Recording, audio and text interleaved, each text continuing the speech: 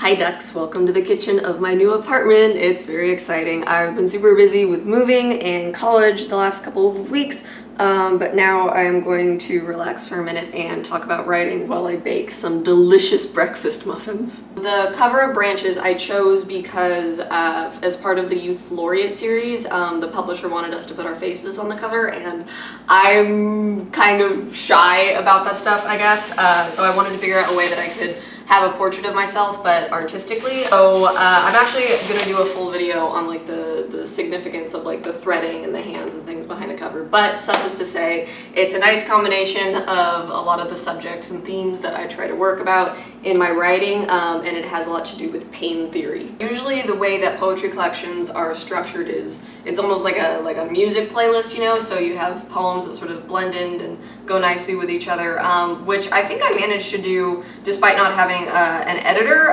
It was really difficult putting the manuscript together, so what I ended up doing was I put all the poems in alphabetical order, which is how the Surrealists organized their gallery exhibits in the 20s. I really like that period of modern art history. I had to like rename some of the titles and places, which just ended up making the poems better. Sometimes when you place weird parameters on yourself, you get more creative. This is just a little baking tip, but I always sift the dry ingredients of whatever I'm making because it makes the flour all light and fluffy. Fish-themed baking ware, because I'm an adult. It feels amazing to have my first official book published. I sold little booklets of my drawings and poems on Etsy for the last couple of years, and that was all great. It taught me a lot about editing myself and pairing illustrations with poems and little small business tricks, but it also feels really professional to have a book that like I didn't print at Staples. My favorite poem from Branches is probably Prayer for the New Year and Pain Theory. They're ones that I've personally been working on for a while, and I feel like I was able to express myself properly. Okay, I really relate to that statement.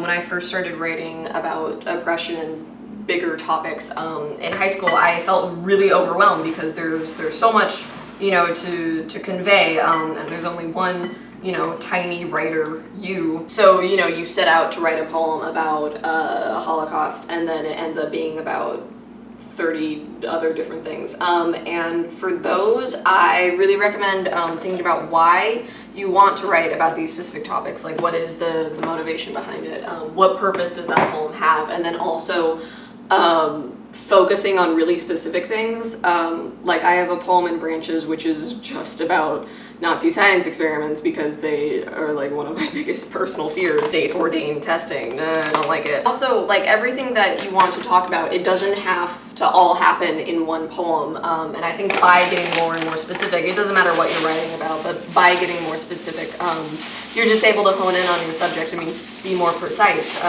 in what you're trying to say.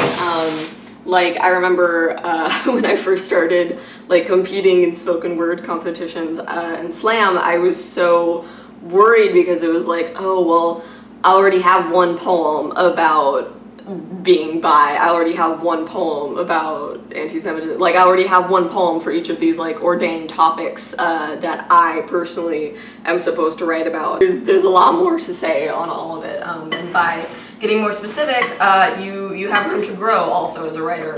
The poem that you write when you're 15 isn't going to be the same one that you write, you know, years later. I also think it's important for any poems that tackle oppression to consider who you want your audience to be, because I think a lot of the times we try to explain ourselves for whatever outcome, for whatever purpose. We spend a lot of time in poetry trying to explain ourselves to people who maybe are not familiar with the situation. And that is one method of doing it, but like, it's not the only way. Like I personally, when I know that I'm going to be reading a pretty Jewy poem in front of a non-Jewish audience, I will switch up my vocabulary a little bit. It's simple things like saying wine instead of Manischewitz, just to make the theme a little bit more accessible. You know, and then there's also the subtlety of, do I want to be immediately understood, or do I want the reader to have to work a little bit? This is just a rule that like my poetry teachers have imposed on me. A poem should ostensibly look as good on stage as it is on the page. And it's true because it rhymes. And there are some poems that work best like on stage just because there's comedic timing and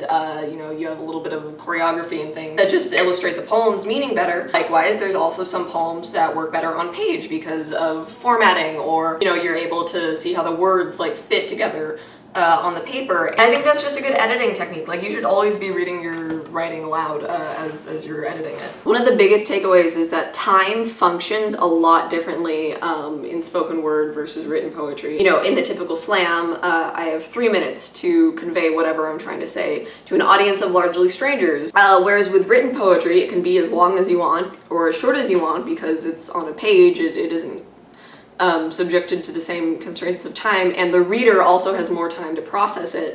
They can look things up, they can read it again, they can pause for a line, and they can read it aloud to themselves. Neither of these experiences are necessarily better or worse than each other. They're just different, and they have different sort of rules, suggestions, best practices that go along with them, and a lot of those tips like work for both of them. The most important thing for writers though is just to read as much as you can, because it exposes you to new vocabulary, new concepts, new methods of thinking, new ways of explaining yourself to a strange audience, and all of that. Like, every time that I read poetry, and it doesn't matter if it's like the most established academic, you know, anthology, or I'm at an open mic, or I'm reading like a zine that I found on the ground and a punk show, I always discover something new, and there's always something in it that sort of like speaks to me, like, hey, you know, this is an okay way of expressing yourself,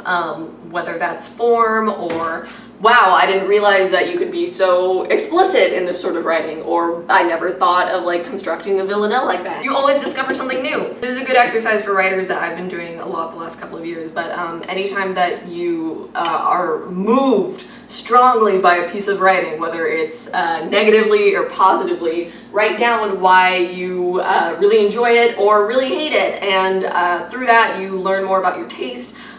Maybe you learn more about what you're writing, and something that I listen a lot to is poetry podcasts, like while I'm cooking. I will link to these podcasts in the description, but one of my favorites is Poetry Magazine's Poem of the Day. So every day on their website they publish a poem, and they also have a recording of it that they upload as a podcast, and that's so important because you hear the poem said aloud and you have a different experience of it than when you're reading it on a page. I don't always like the poems that they pick to be published, and figuring out why I dislike them is as important as figuring out why I like some of the poems that they do publish. As long as I've been listening to it, I've never disliked a poem because it's, oh my god, so horrible and bigoted, like some of the stuff you might maybe come across in your standard English class. So you're able to focus on structure and content more a little bit. I know I was always fighting with my high school English teachers about John Updike. I do background research for probably every poem that I write. That could be as personal as looking through my journals to see what I was specifically feeling at the experience that inspired the poem, or whatever, or it's like I'm on JSTOR and I have 10 library books checked out. It just varies, it depends on the topic. The internet can be a good resource, but you have to treat it like you're writing a paper, you know, not every source is necessarily credible. Probably 3 times a day I scribble something down in my notebook or my phone. I always have like some piece of writing equipment on me, and then once I have time, probably like at the end of the week, I look through all my scribblings, and then I take whatever is useful and interesting and I sort of sort it into the different poems that I'm working on. So through that process, sometimes things will come up that I want to research. I actually bought some new research binders because I had a Staples coupon that was left over from me printing all my little booklets. So I got like 3 binders for $1. I was very pleased with myself. Don't vandalize library books, but if you own the books that you're researching, use post-it notes and highlighters and scribble things in the margin.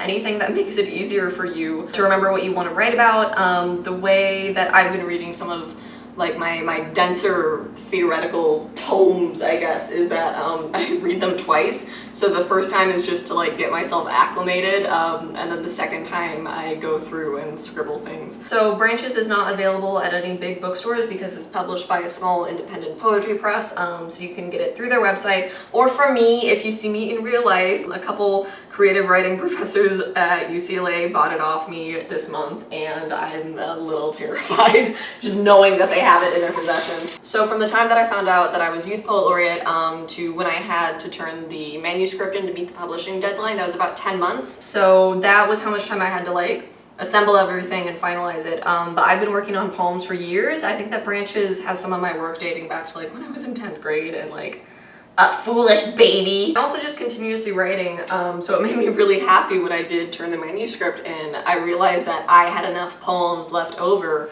to actually have like a second book. Like the poems that are in Branches are just the ones that I thought would be best for a first poetry collection and what best fit the theme of pain theory, kind of. I think that setting constraints for yourself is good when you're trying to generate something. You've been stuck for a couple of days and you just want to write something, but for the most part I usually add in structure and form after I have the start of the poem, and researching like historical uses of poetic forms helps clarify that a little, like knowing that sonnets were traditionally used for love poetry, right? That adds an extra flavor. Weak advice for this, because it's something that I have trouble following, is that you're never too busy for writing. Like you always have 10 minutes a day that you can work on something, and if you have 10 minutes a day to work on something, then at the end of the week, that's a full hour. The creation of Branches was definitely an emotional process, not just because of the topics I was working with or whatever, but also because I was looking at really old poems of mine and thinking about how I had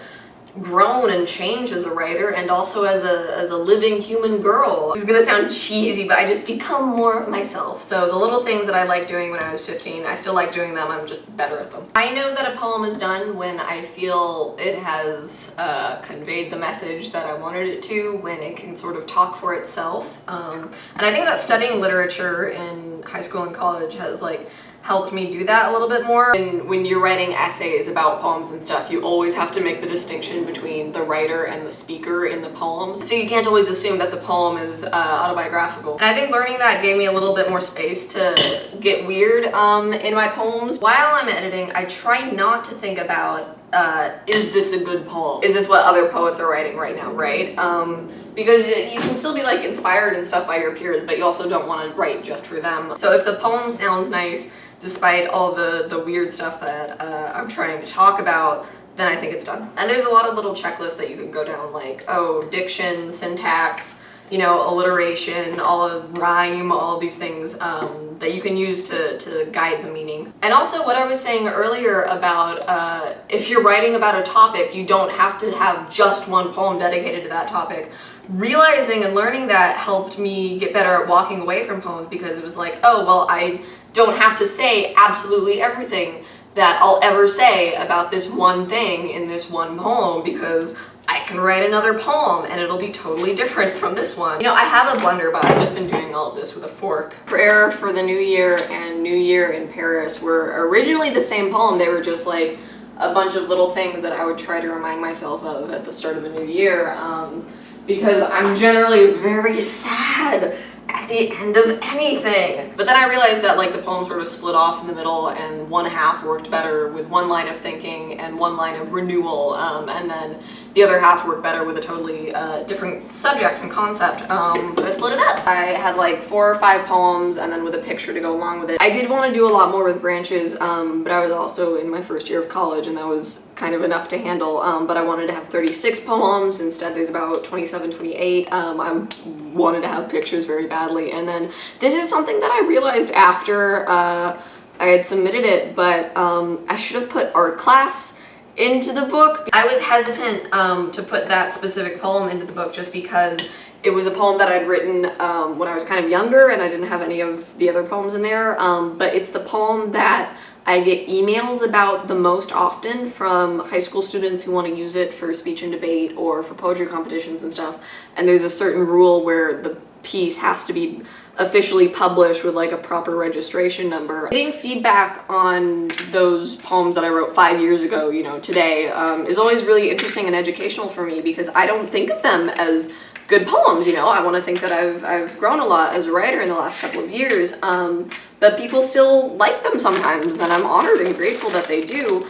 And it just sort of reminds me that like no matter what I think of myself at 15, those feelings and those little literary creations were still authentic and valid. Because when I wrote them, I thought they were great, right? So by diminishing those poems, I'm not just diminishing anyone who might like them today, but I'm also diminishing, you know, whatever sad little person that I was when I wrote them. This teaches you to be more healthy and constructive and celebrate your past selves.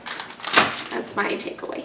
Matthew Cuban and Alicia Wise, who were my old poetry teachers in high school. I think in general the poets that inspire me the most are the ones who like are not just poets, but they're also community leaders and activists and teachers, and they're able to sort of take their power and energy that's so obvious and clear in their writing and carry it in all aspects of their lives. That's a really good question. One moment, my apartment is slowly filling with smoke from the dirty oven.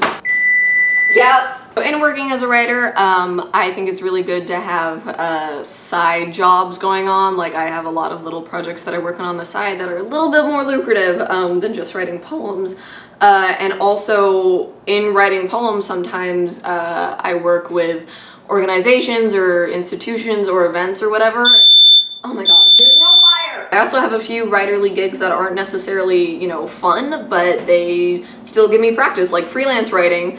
And writing little, you know, articles on the internet isn't necessarily what I want to be doing with all of my free time, but it still has money attached to it, and I'm still practicing my skills of research, writing, getting a message across. And on that note, I'm gonna insert these muffins for about 25 minutes, and I hope that my oven doesn't explode. Okay, my muffins are done, and I did not burn my apartment down, so thank you very much for joining me in this delightful episode of baking and intense literature discussion.